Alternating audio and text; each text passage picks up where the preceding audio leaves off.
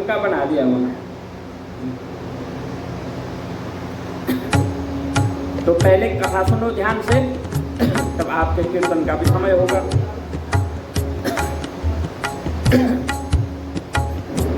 तो कह रहे हैं कि भगवान शंकर का आलिंगन किया और कैलाश पर भगवान शंकर का कुबेर ने निवास करवाया और भगवान शंकर ने विश्वकर्मा को आज्ञा दी वहाँ पे अपने और अपने गणों के रहने के लिए सुंदर स्थान बनवाए। महल नहीं बनवाए, स्थान बनवाए, कंदराए, पर्वत शिलाए। जैसे हम घर में सोफा कुर्सी बनाते ना, वैसे पत्थर रखवा दिए बड़े बड़े कि उसमें बैठना है। धूप आएगी, धूप सेकने के लिए उस ऊंचे से पर्वत में बैठना है, और अगर ज्यादा धूप होगी तो उसी के नीचे छांव में चले जाना है। ऐसे बनाया भगवान शंकर ने। इस प्रकार जो है जब भगवान शंकर का प्रवेश हुआ उस पर्वत में, तो सभी देवतागण पुष्प वर्षा करने लगे। ब्रह्मा विष्णु आदि जो है भगवान शंकर की स्तुति करने लग गए और जो है सब आनंदित होकर के पुष्प वृष्टि कर रही हैं। अप्सराएं नाच गाने लग गई हैं। सुखदायक जय और नमो शब्द होने लग गया है और जो है अप्सराएं नृत्य करने लगी। आज भी पर्वतों में जो है, पहाड़ों में जो है अप्सराओं का नृत्य होता है। अगर कोई अकेला फंस गया, अगर किसी वीरान क्षेत्र में फंस गया तो वैसे ही वहां मूर्छित पड़ जाएगा। हो सकता है वापस ही ना। आज भी कई हर तीसरे दिन कोई ना कोई खबर आती है, फलाने बुग्याल मैंने जो हिमालय के तब पड़े। आजकल ट्रैकर न मिलने से भी मृत्यु हो जाती है। कुछ जो है उस वातावरण को देखकर भाव विभोर होकर के प्राण त्याग देते हैं। ऐसे यात्रा के दौरान कई केदार में जाते जाते केदार मंदिर में ही मर जाते हैं, वहां जाकर प्राण त्याग देते, मुक्ति मिल जाती है उनको। हिमालय क्षेत्र में बद्रीनाथ धाम स्वर्गारोहणी में जाकर के मुक्ति मिल जाती है। यह काम हो जाता है, प्राण निकल जाते हैं और जिसने वहां प्राण त्याग दिए भगवान शंकर के धाम में सदा के लिए वो वास करता है। इस प्रकार से जो है सभी देवता स्तुति कर रहे हैं, अप्सराएं नृत्य कर रही हैं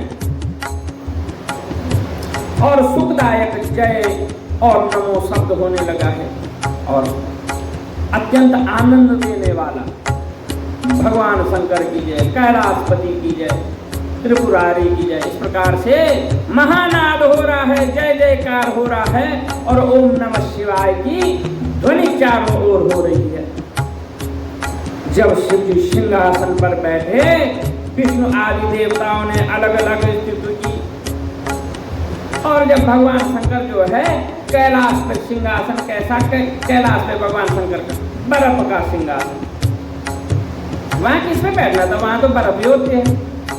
वहां बर्फ पे बैठे और जो है सभी देवता भगवान शंकर की स्तुति कर रहे हैं अलग अपने अपने स्वरों में। होते हैं ना सबको, सब अपने अपने भजन याद करके आते हैं ना आप लोग, क्या आज मैंने ये भजन गाना है, आज मैंने ये भजन गाना है। घर में ही निश्चय हो जाता कि आज तो ये वाला गाना है। इसी प्रकार जो है सब देवता अपनी अपनी तरफ से भगवान शंकर की खूब स्तुति कर रहे हैं।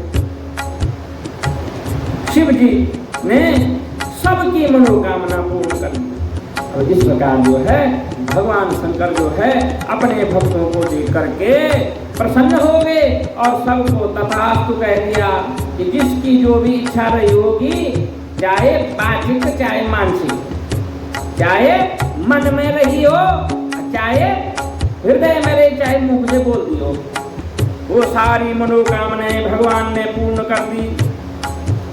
जब सब देवता अपने स्थान को चले गए तब शिव जी ने मुझको और विष्णु जी को आसन पर बिठाकर बहुत बार प्रीतिपूर्वक संबोधन किया कि हे हरि, हे ब्रह्मा, तुम दोनों मेरे अत्यंत प्रिय हो। अब सब देवता तो चले गए, विदा हो गए, समारोह हो गया, सब अपने अपने घर चले गए और जो है भगवान शिव ने मुझे और जो है विष्णु को जो है अपने पास बिठा करके हमारे सिर पे हाथ फेरा, खूब लाड किया, प्रेम किया कहा, हे हरि, हे विष्णु, हे ब्रह्मा, तुम दोनों मेरे तो अत्यंत प्रिय हो। अब तुम दोनों भी निर्भय होकर के अपने लोक को लौट जाओ। कि जो जब सब चले गए, आपको भी अपने लोगों पे जाना चाहिए, अपने घर को जाना चाहिए। क्योंकि हम भी शादी समारोह में जाते हैं या किसी कार्य में जाते हैं तो घर से निश्चित करके जाते हैं, भाई इतने समय में वहां पहुंचेंगे, जल्दी से घर भी आना है। इसी प्रकार भगवान शंकर कह रहे हैं कि तुमने यहाँ नहीं रहना भाई, तुम्हें तो जिम्मेवारी दी गई है और तुम प्रसन्न होकर के वहां जाओ। हे नारायण, तुम बैकुंठ में रहो और हे ब्रह्मा, तुम सत्यलोक में रहो। मैं तुम्हारा सुखदाता हूँ और सदैव तुम्हारी देखभाल करता रहूंगा। तुम चिंता मत करना, कह रहे हैं भगवान शिव। कह रहे तो तुम चिंता क्यों कर रहे हो? अर्थात तुम उदास, एक माने विदाई का पल है कि तुम उदास क्यों हो रहे हो? भावुक मत हो, मैं तो यहीं से तुम्हें देखता रहूंगा। तुम बस भजन करते रहना, मेरा स्मरण करते रहना। मैं तुम दोनों की देखभाल करता रहूंगा। हम दोनों अपने अपने स्थान को चले गए। इस प्रकार से ब्रह्मा जी और विष्णु जी भी अपने स्थान को चल दिए। उसी समय प्रसन्न होकर शिव जी ने कुबेर के पास आकर उनका हाथ पकड़कर कहा, हे प्रिय मित्र, मैं तुम्हारी मित्रता से वशीभूत हूँ, तुम भी अपने स्थान पे जाओ। हे निष्पाप, मैं तुम्हारा सहायक हूँ। कुबेर जी शिव जी की आज्ञा से अपने स्थान पर चले गए। शिव जी कैलाश पर अपने गुणों सहित ध्यान में तत्पर निवास करने लगे। तो जो है भगवान शिव के धाम में जब तक कुबेर का पूजन नहीं हुआ, शिव के धाम में जब तक कुबेर का पूजन नहीं हुआ तब तक माता लक्ष्मी प्रसन्न नहीं होती है। अर्थात शिव के मित्र कुबेर और कुबेर लक्ष्मी का तिजोरी कुबेर। अर्थात शिव के साथ कुबेर को अवश्य प्रसन्न करना चाहिए। अब जो है कुबेर भी अपने स्थान को चले गए और जो है भगवान शंकर अपने गुणों सहित ध्यान में बैठकर अपने वहां निवास करने लगे। वहां रहते हुए उन्होंने अनेकों विहार किए। भगवान शंकर ने सारा कैलाश घूम लिया। वहां कितने ही दिन जो है, कितने ही दिन तक पत्नी के बिना ही परमेश्वर शिव ने अपना समय बिताया। अविवाहित शिव जी अपना समय व्यतीत कर रहे। फिर दक्ष की पत्नी से उत्पन्न सती से विवाह किया। फिर तो महेश्वर दक्ष पुत्री सती के साथ विहार करने लगे। इस प्रकार से दक्ष पुत्री सती के साथ विवाह हुआ। उसके बाद सती के सहित भगवान शंकर कैलाश पे रहने लगे। लोकाचार में परायण होकर के शिव जी और भी सुखी हो गए। हे मुनियो, यह रुद्र अवतार और शिव जी का कैलाश पर आगमन था तथा उनकी कुबेर के साथ मित्रता मैंने वर्णन की है। अब उनकी वह लीलाएं वर्णन करूंगा जो कि सर्व काम फलदायक।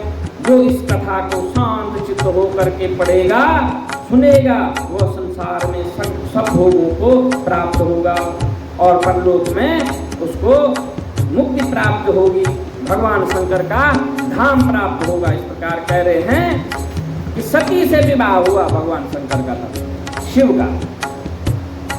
जो शिव के अवतार रुद्र हैं उनका विवाह दक्ष पुत्री सती से। आपने एक सुनी होगी जो दुनिया में सबसे बड़ी लोक जात है एशिया में, हमारे यहाँ होते हैं ना, आपके यहाँ भी आते हैं, नंदा देवी लोक जात।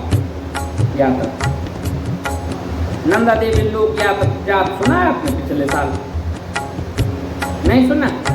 आपको नहीं है, ध्यान भूल गया। तो दुनिया की सबसे लंबी यात्रा है वो जो उत्तराखंड में चलती है और वो जाती है कैलाश पर्वत पर। वहाँ नंदा देवी पर्वत नंदा देवी, उसी का नाम तो सती है, गौरा, उसी का नाम गौरा है।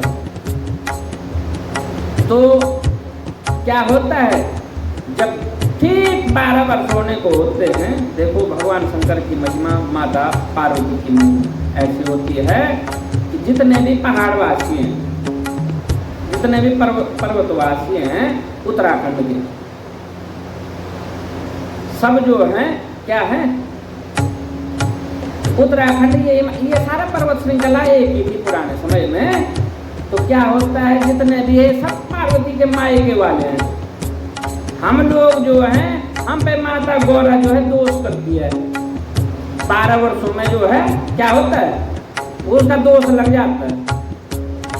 अब 12 वर्षों में जब उसका दोष लगता है, उसकी जात होती है। फिर तो दोष का पता कैसे लगता है, ठीक 12 वर्ष होंगे तो उतने इलाके में कहीं जो एक भेड़ होती है ना, भेड़, तो वो 4 सिंग वाली पैदा हो जाती है। ठीक 4 सिंग हो जाती है। तो जब 4 सिंग वाली भेड़ पैदा हो गई, उसके बाद उस भेड़ को ले जाया जाता है, उसको सजाया जाता है, उसको गहने पहनाए जाते हैं। और वो देखो उस भेड़ को कोई बांधता नहीं है, कुछ नहीं है। आज भी आप सर्च करेंगे, आप यूट्यूब पे देखना, तो वो भेड़ जो है नंदा देवी पर्वत तक अपने आप जाती है।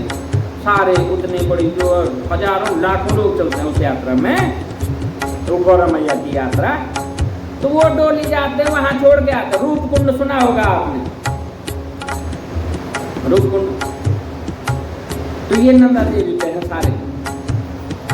तो तब वो जब वो डोली विदा, सोना चांदी सब डोली बना करके वहां छोड़ आते हैं, उसके बाद फिर से दोष मुक्त हो जाते हैं। अब दोष होता है ना, अब पता, अब वो दोष का, जैसे दोस्त किसको बोलते हैं, माना कोई बेटी है ससुराल में, और हो गए 1 साल हो गया, 2 साल हो गया, हैं 4 साल हो गए, 5 साल, 8 साल, 10 साल हो गए, तो ज़्यादा ही हो गया, 12 साल हो गए, हैं, और फिर भी बेटी को बुलाया नहीं मायके, तब उसकी जो अंतर आत्मा तड़पती है, तो वो दोष लगता है। कहते हैं ना, धी को सताना नहीं चाहिए, उसका लगता है, दोष लग जाता। तो ऐसे ही उस गौरा मैया का उन पर्वतवासियों पे लगता। फिर जब वो उसको आदर से पूजते हैं, घर बुलाते हैं, कई दिन तक जो है उसका पूजन चलता, फिर उसको छोड़ आते हैं, तब दोष मुक्त हो जाते हैं। तो भगवान शंकर की इस प्रकार की कथाएं बहुत, ये सब पौराणिक कथाएं।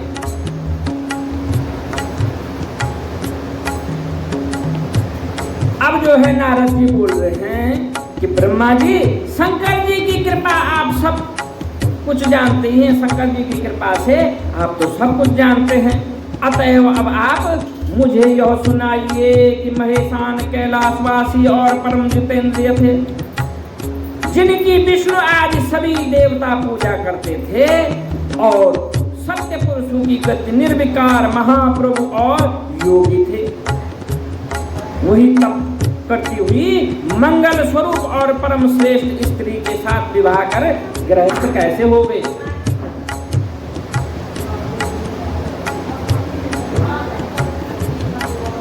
अब नारद जी कह रहे हैं कि हे परम पिता ब्रह्मा जी,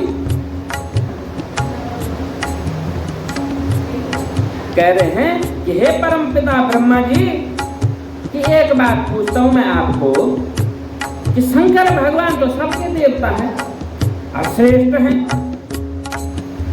अब वो तो परम जितेंद्रिय हैं। अब मैं कल कथा में आया था ना प्रसंग, कि उनमें तो वो तो उनकी इंद्रियां भी, इंद्रियों से भी परे हैं, वो इंद्रियों से भी वो परे हैं, इसलिए उनको कोई मोह नहीं सकता है। तो कह रहे हैं कि वो सत्पुरुष, वो जितेंद्रिय हैं, जिनकी विष्णु आदि सभी देवता आप भी जो है जिनकी पूजा करते हैं, वो निर्विकार महाप्रभु योगी है। तो इस प्रकार से वो प्रभु जो है, वो शंकर भगवान, वो शिव जी जो है, वो रुद्र अवतार जो है, उस तप करती हुई उस मंगल कामना देवी पर इस प्रकार से मोहित हो गए और किस प्रकार से उससे विवाह कर दिया और किस प्रकार से भगवान शंकर गृहस्थ बन गए। वो तो जितेंद्रिय थे। यह कथा सुनना चाहता हूँ परमपिता ब्रह्मा, अवश्य यह कथा सुनाइए।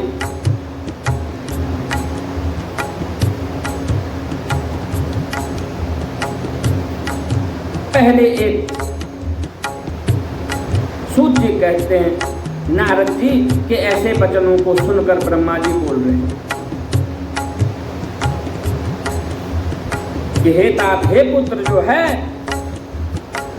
मुनिवर सुनो, अब मैं वह शुभ कथा कहता हूँ जिसे सुनकर मनुष्य का जन्म निसंदेह ही सफल हो जाता है। भगवान शंकर और माता सती का चरित्र जो है बहुत सुंदर है। इसको सुनकर के मन जो है द्रवित हो जाता है। इस प्रकार की कथा है और ब्रह्मा जी कह रहे हैं कि हे नारद, अब तुम सुनो, अब तुम्हारा जो है अवश्य तुम निसंदेह ही सफल हो जाएगा तुम्हारा जीवन इस चरित्र को सुनकर के। पहले मेरे एक कन्या का नाम, एक कन्या हुई जिसे देखते ही मैं काम पीड़ित हो गया और मुझे देखकर रुद्र ने धर्म स्मरण करते हुए मुझे मेरे और पुत्रों के साथ बड़ा ही धिक्कारा और फिर वे अपने कैलाश स्थान पर चले गए। तब मैं शिव जी की माया से मोहित होकर मूर्खतावश अपने पुत्रों सहित मैंने उन्हें मोहित करना चाहा।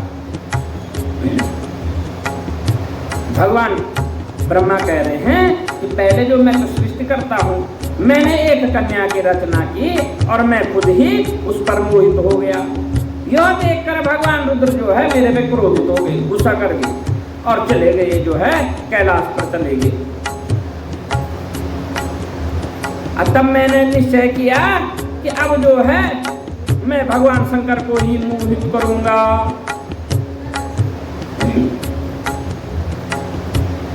परंतु जो है मैंने बहुत प्रयत्न किए पर मैं निष्फल हुआ। तब मैंने निराश होकर के फिर शिव जी की भक्ति की तो उन्होंने बहुत कुछ मुझे समझाया। मैंने तो ईर्ष्या छोड़ दी परंतु हट नहीं छोड़ा। ब्रह्मा जी कह रहे हैं ईर्ष्या तो छोड़ दी मैंने, जैन इसके भावना जिसको बोले वो तो छोड़ दी, पर मेरा हट था वो मैंने छोड़ा नहीं,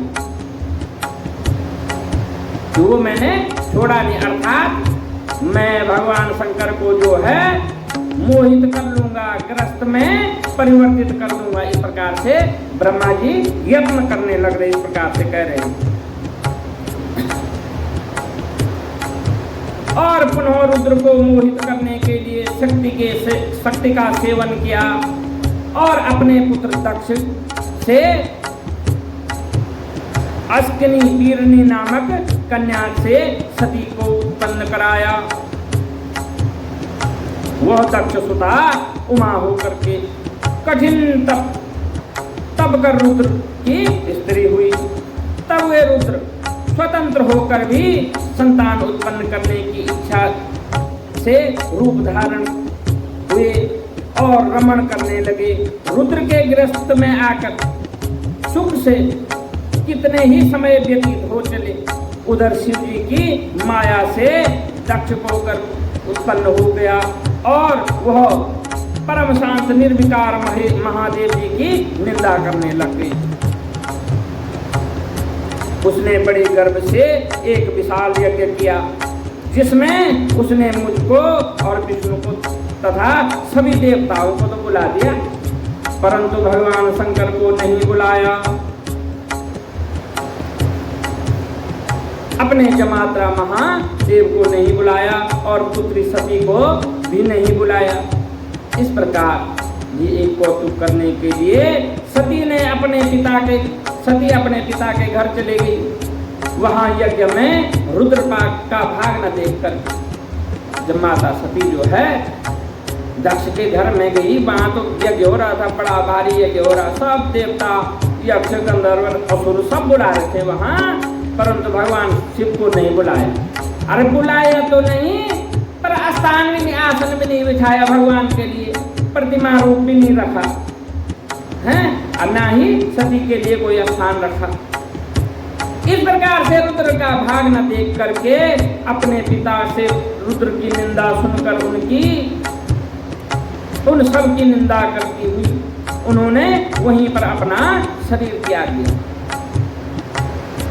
सती माता सती ने जो है जब वहां पे स्थान भी नहीं देखा, क्रुद्ध हो गई और इस प्रकार से दक्ष को कई प्रकार की बातें कहने लग गई और सब पर असंतुष्ट होकर के वहीं अपने शरीर को भस्म कर दिया और उस यज्ञ को खंडित कर दिया।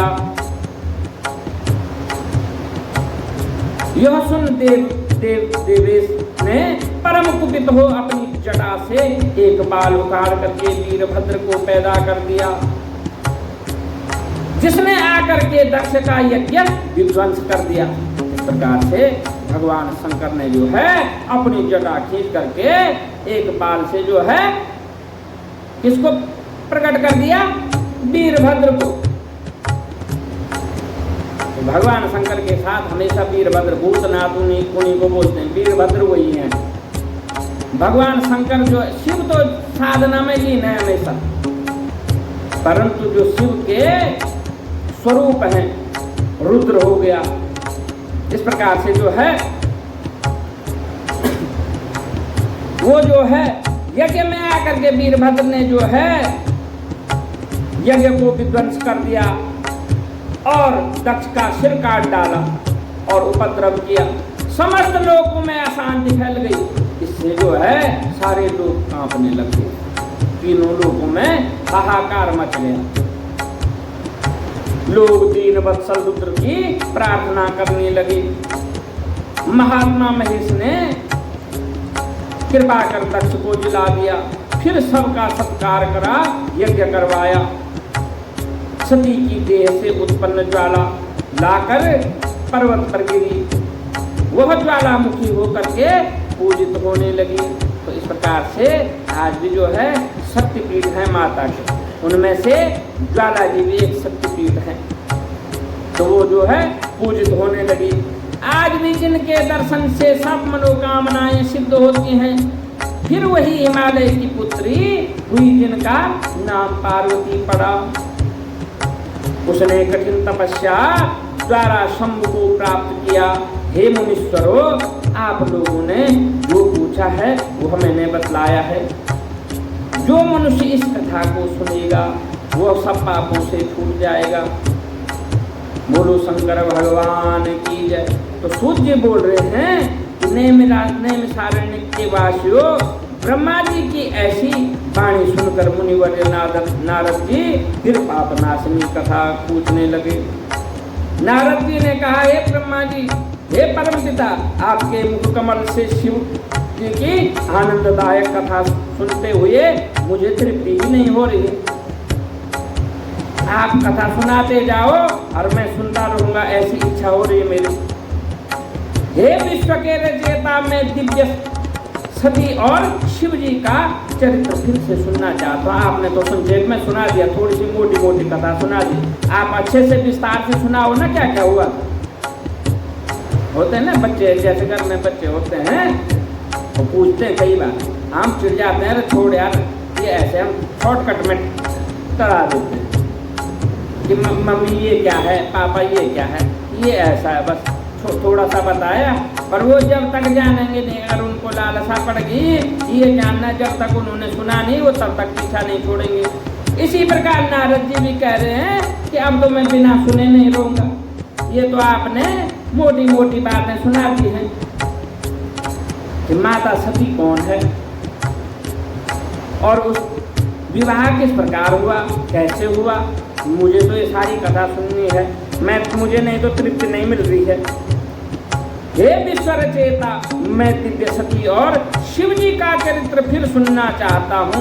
सती की उत्पत्ति कैसे हुई, महादेव जी का मन स्त्री में कैसे लग गया, कैसे मोह हो गया महादेव जी को, दक्ष को में सती ने कैसे शरीर त्याग दिया। ये इस प्रकार से मुझे सारी कथा सुनाओ कि महादेव जी जो है निर्विकार हैं, उन्हें तो कोई माया मोह नहीं, बस अपने आवेश में नहीं ला सकती है। दक्ष का यज्ञ जो है सती ने किस प्रकार भंग किया, कैसे वहां शरीर त्यागा, हिमालय की पुत्री पार्वती कैसे हो गई, उनका उग्र तप, विवाद, काम नाश आदि कथाएं विस्तार पूर्वक मुझे सुनाई। ब्रह्मा जी ने कहा, हे मुनि, अब पार्वती और शिव का अत्यंत पवित्र और गुप्त रहस्य परम पावन दिव्य यश मैं आपको सुनाता हूँ, सुनो। पहले शिव जी निर्गुण निर्विकल्प रूप रहित शक्ति रहित चिन्मात्र सत्य असत से परे शिव स्वरूप निर्विकारी और परार पर दिव्य रूप एक ही थे। भगवान शंकर पहले एक ही थे, निर्विकार थे, अर्थात यह पूरी सृष्टि ही भगवान शंकर ही थी। इसमें से भगवान शंकर के रूप प्रकट हुए हैं।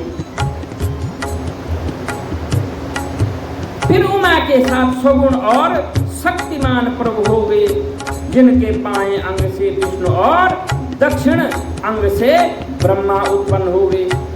फिर जो है इस सृष्टि अथवा शिव से जो है ब्रह्मा और विष्णु जो है उत्पन्न हो गए।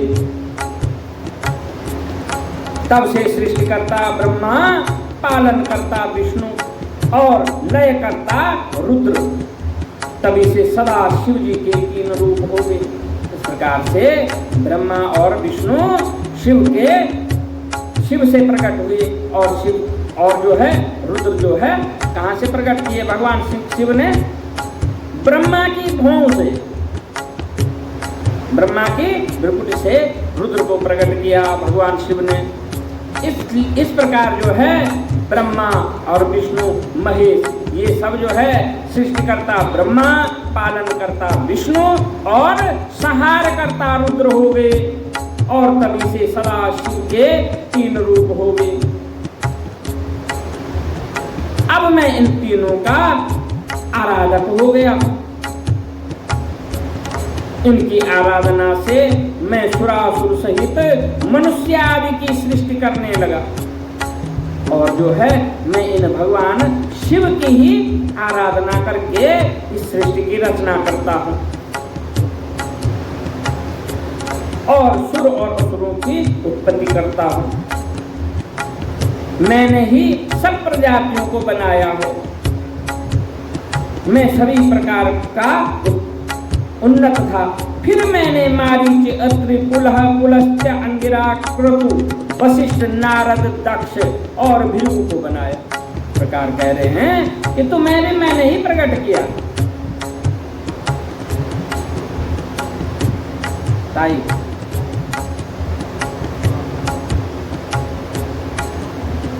कह रहे हैं, ब्रह्मा जी कह रहे हैं कि तुम्हें भी मैंने ही प्रकट किया। फिर मरीचि, अत्रि, पुलह, पुलस्त्य, अंगिरा,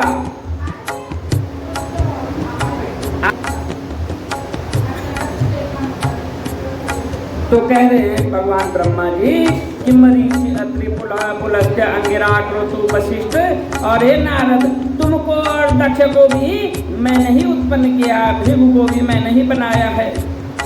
मैं इन्हें उत्पन्न कर, मैं इन सबको उत्पन्न कर चुका हूँ। मुझे कुछ माया का मोह आ गया, और मैं तत्क्षण मेरी भौं के बीच से संध्या नामक मेरी कन्या उत्पन्न हो गई, जिसको देखते ही मैं उठ पड़ा, और मेरे पुत्र दक्ष और मरीच ने भी हृदय में सोच किया। तब मुझ ब्रह्मा ने चिंतित होते हुए तत्क्षण एक सुंदर और अद्भुत रूप वाला, काले बालों से युक्त, श्याम गज के समान, स्थूल काय वाला और नीला सुंदर वस्त्र पहने हुए कांत की तरह दोनों कटाक्षों को घुमाता हुआ अभिभूत हो गया। उनकी श्वास से सुगंधि निकल रही थी, और वह परम श्रृंगारित थे। तब ऐसे पुत्र को प्रकट हुआ देखकर मेरे अन्य पुत्रों में बड़ी उत्सुकता आई, और उनमें विकारी भाव का संचार हो गया। उनका हृदय अधीर हो गया। उसी समय तत्क्षण प्रकट हुए उस पुत्र ने मुझसे सिर झुकाकर प्रणाम करते हुए कहा, हे ब्रह्मन, हे परमपिता, मुझे क्या आज्ञा है, मुझे उसमें लगाइए जिस कार्य के लिए मुझे प्रकट किया है। ब्रह्मा जी ने कहा कि तुम सनातनी सृष्टि उत्पन्न करो, मैं वासुदेव और सभी तुम्हारे